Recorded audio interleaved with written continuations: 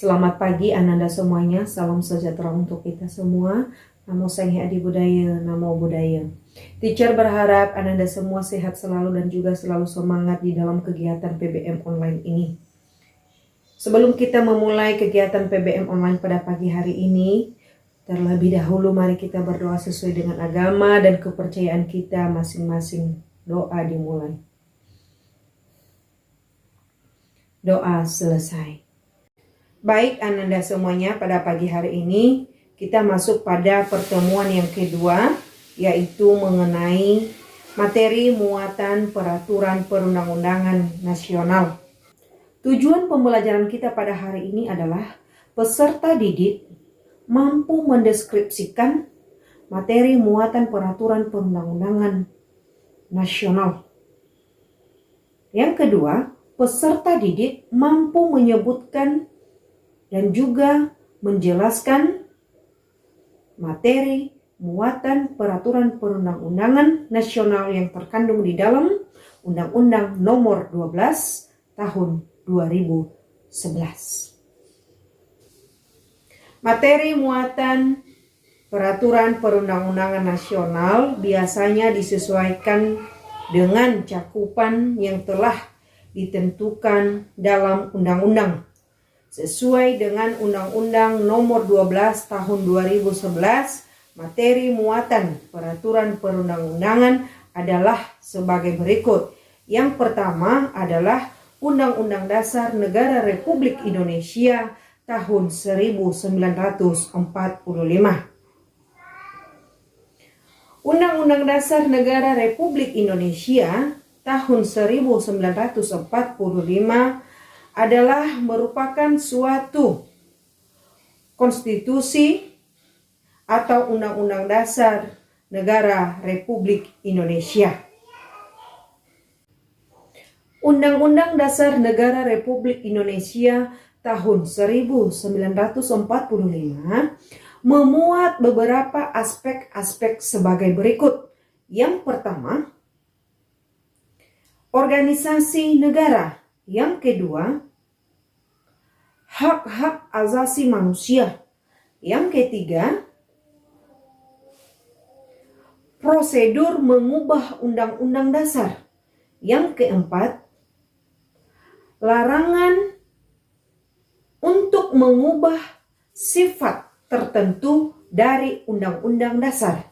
Dan yang terakhir atau yang kelima adalah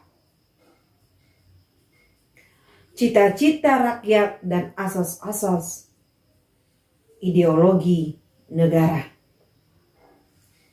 Itulah kelima dari aspek-aspek dari Undang-Undang Dasar Negara Republik Indonesia tahun 1945. Dalam tata urutan peraturan perundang-undangan di Indonesia, menurut Meriam Budiarjo mengatakan bahwa Undang-Undang Dasar Negara Republik Indonesia tahun 1945 memiliki atau mempunyai kedudukan yang istimewa dibandingkan dengan undang-undang biasa. Karena yang pertama, Undang-Undang Dasar dibentuk menurut suatu cara yang istimewa yang berbeda dengan pembentukan undang-undang yang biasa. Yang kedua, Undang-Undang Dasar dibuat secara istimewa, untuk itu dianggap sesuatu yang luhur. Yang ketiga, Undang-Undang Dasar adalah suatu piagam yang menyatakan cita-cita bangsa Indonesia dan juga merupakan suatu dasar organisasi kenegaraan suatu bangsa. Dan yang terakhir atau yang keempat adalah Undang-Undang Dasar memuat garis besar tentang dasar dan tujuan negara. Itulah keempat dari kedudukan Undang-Undang Dasar Negara Republik Indonesia tahun 1945.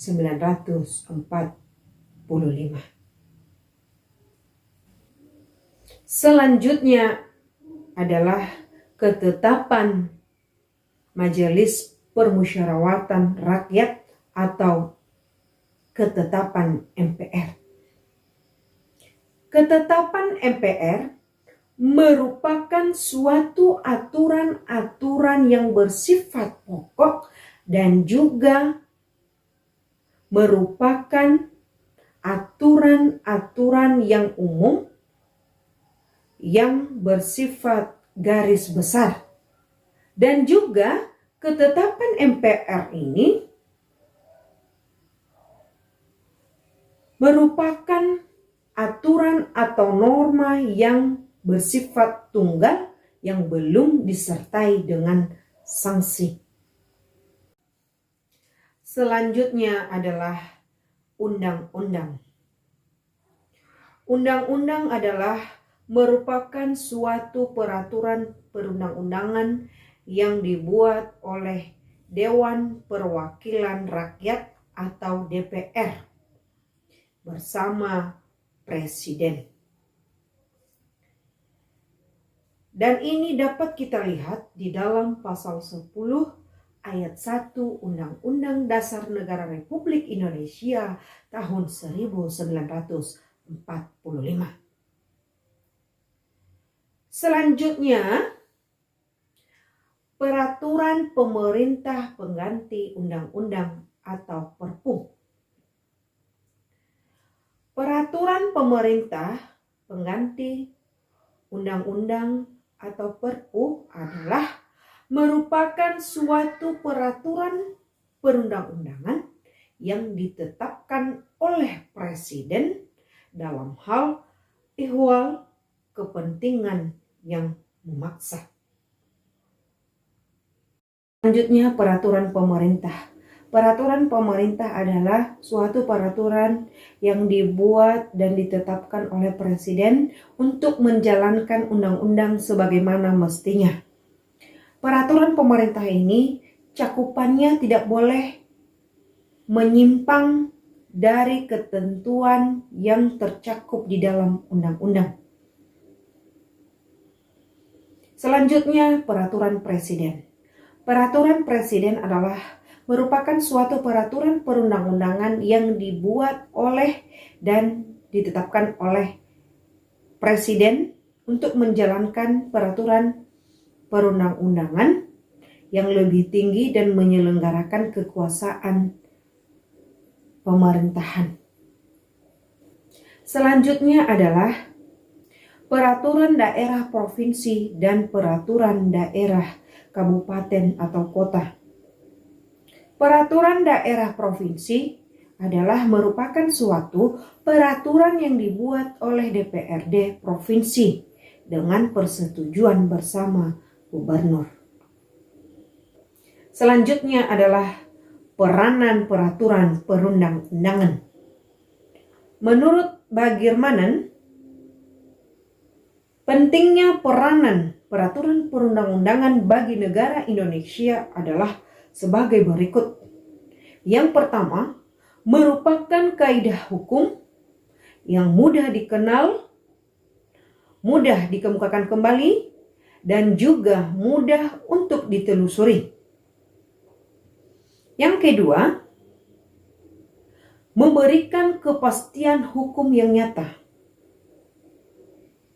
Yang ketiga adalah adanya struktur dan sistematika yang jelas. Dan yang terakhir atau yang keempat adalah pembentukan dan pengembangan peraturan perundang-undangan dapat direncanakan.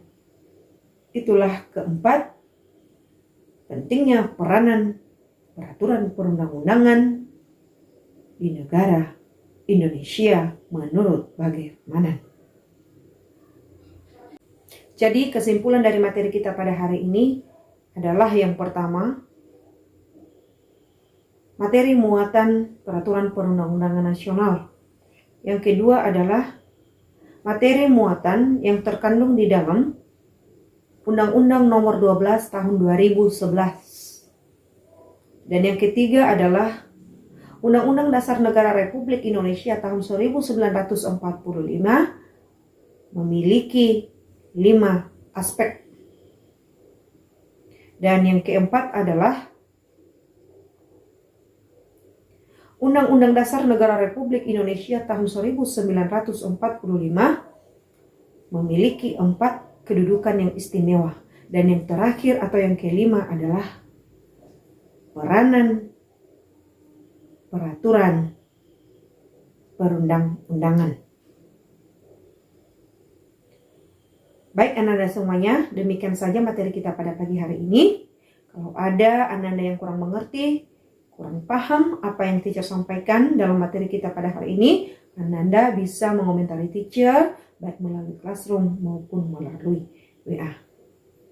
Tugas akan saya kirim di classroom. Baik, selamat pagi. Salam sejahtera untuk kita semua. Namo Sang Hyang Adi Budaya. Namo Buddhaya.